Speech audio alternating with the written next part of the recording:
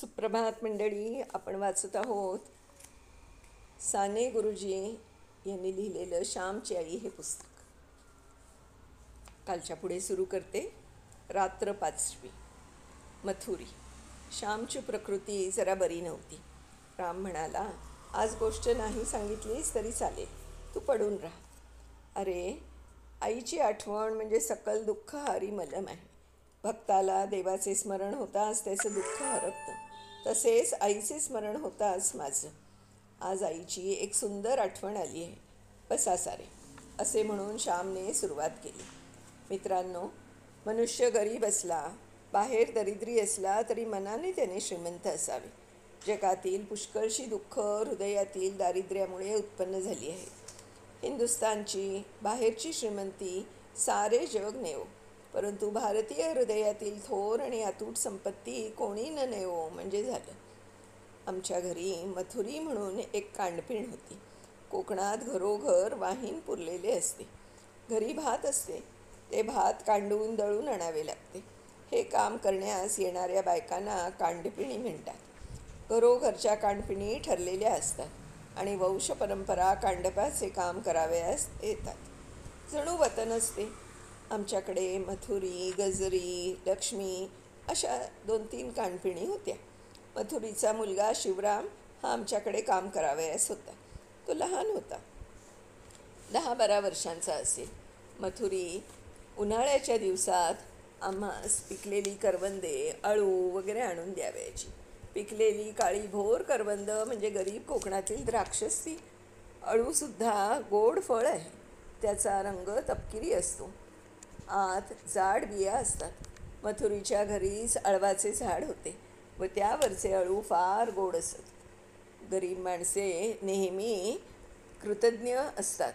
कधी पानफूल देऊन, कधी फळ देऊन ती कृतज्ञता प्रगट करतात. कृतज्ञता बुद्धीसारखी थोर आणि सुंदर वस्तू या पृथ्वीवर अन्य नाही. का ग गजरे, आज मथुरी नाही आली वाटतं कांडायला? ही दुसरी कोण आली? आईनं विचारलं. गजरी म्हणाली, मथुरीला ताप आलाय. मथुरीनं या चंद्रीला पाठवलं आहे.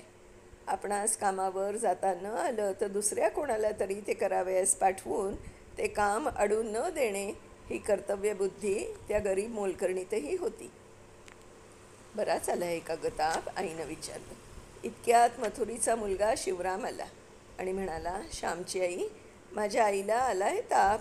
तिला बरे वाटले म्हणजे येईल कांडायला. तोवर ही चंद्री येत जाईल. बरे हो, आई म्हणाली.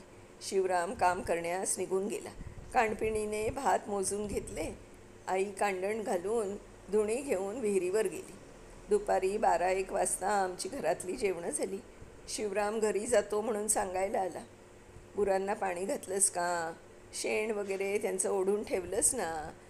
नाहीतर गुरे पायाने तुडवतील आणि त्यातच बसतील. गवत घालून ठेव, आई त्याला सांगत होती. शिवराम म्हणाला, सारे केले, आता मी जातो. थांब शिवराम, इकडे ये जरा. आई घरात गेली आणि केळीच्या पानावर कढत भात आणि लिंबाच्या लोणच्याची फोड असं घेऊन आली.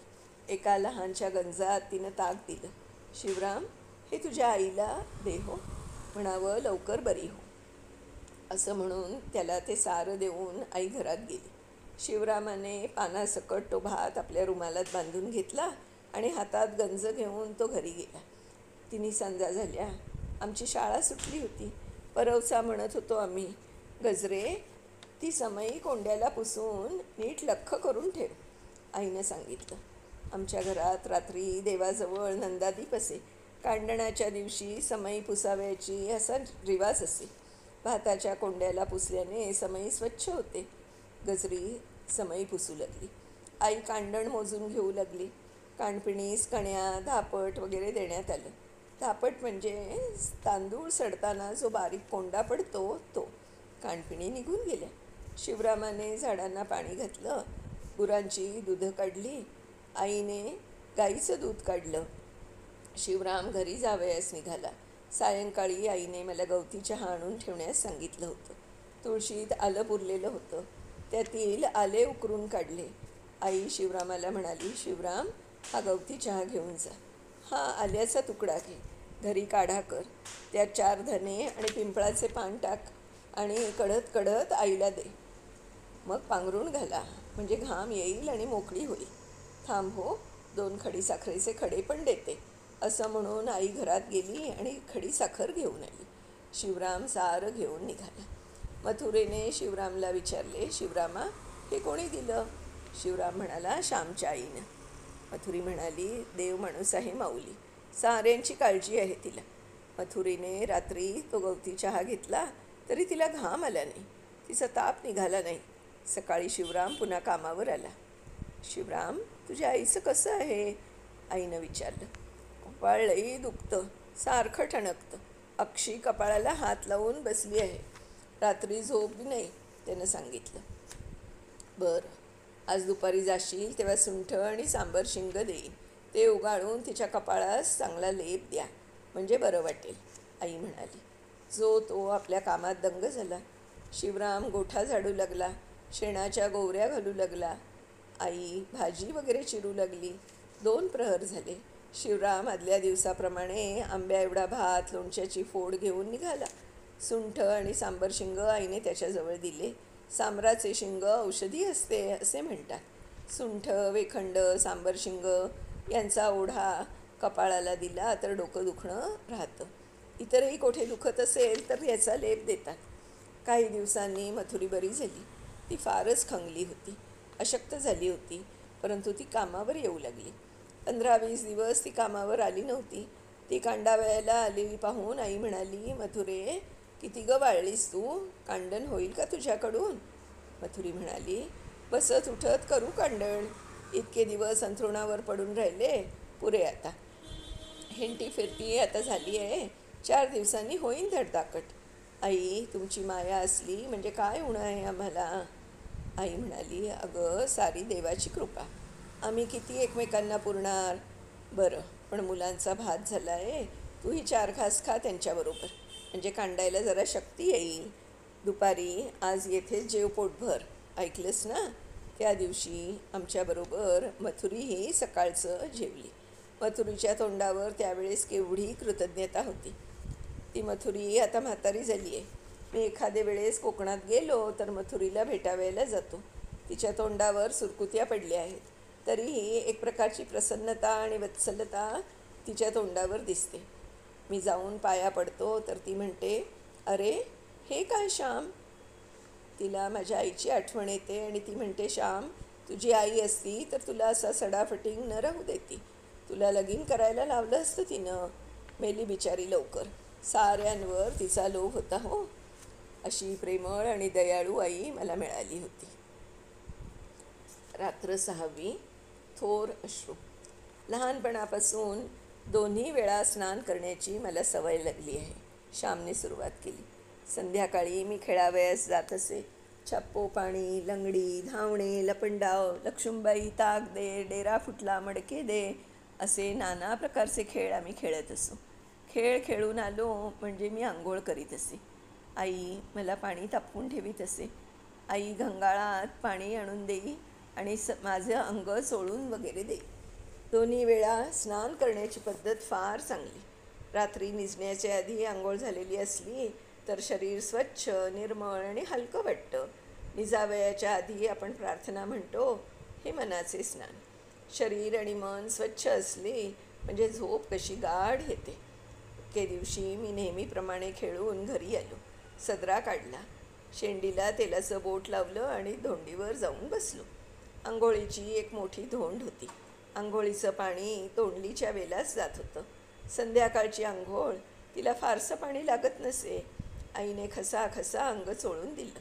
उरलेलं पाणी मी अंगावर घेऊ लागलो.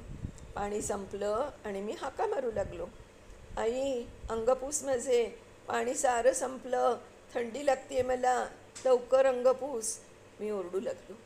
माझ्या लहानपणी टॉवेल, पंचे आमच्या गावात फार झाले नव्हते. वडील पुरुष मंडळी धोतर पिळून त्यालाच अंग पुशीत. एखादे जुनेर मुलांचं अंग पुसण्यासाठी असे. संध्याकाळी आई आपल्या ओच्यालाच माझं अंग पुशी. आई आली आणि तिनं माझं अंग पुसलं आणि म्हणाली, देवाची फुलं काढ.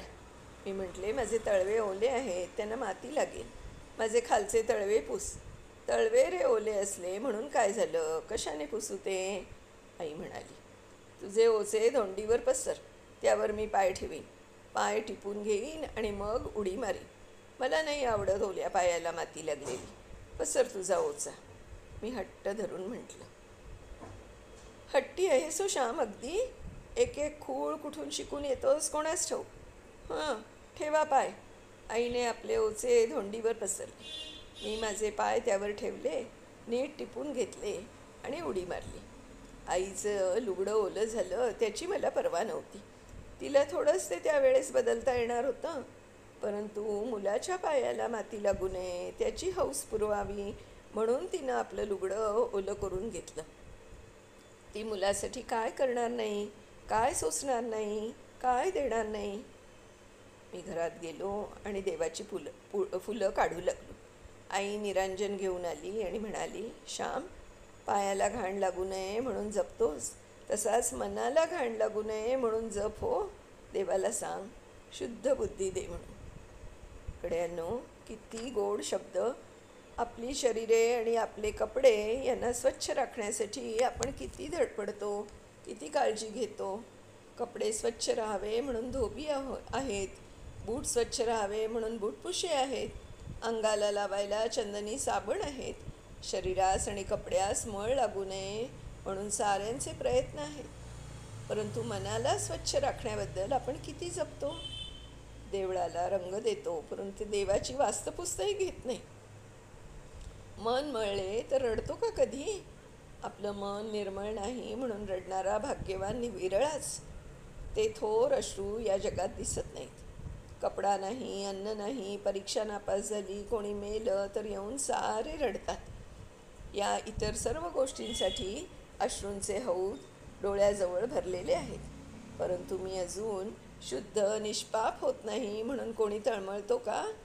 अजून माझे मन घाणीत बरबटलेले आहे असं मनात येऊन किती कस वाईट वाटतं. मीराबाईंनी म्हटलंय, असुवन जलसीच सीच प्रेम वेली बोई. अश्रूंचे पाणी घालून प्रेमाची, ईश्वरी भक्तीची वेल मी वाढवली आहे. हा मीराबाईचा चरण मी कितीदा तरी गुणगुणत असतो. अश्रूंनी तुडुंब भरलेल्या हृदयातच भक्तीच्या कमळाचा जन्म होत असतो. मंडळी, आज आपण येथे थांबणार आहोत. उद्या याच्या पुढचा भाग आपण वाचूया. तोपर्यंत मी निलिमा पटवर्धन आपली रजा घेते. धन्यवाद.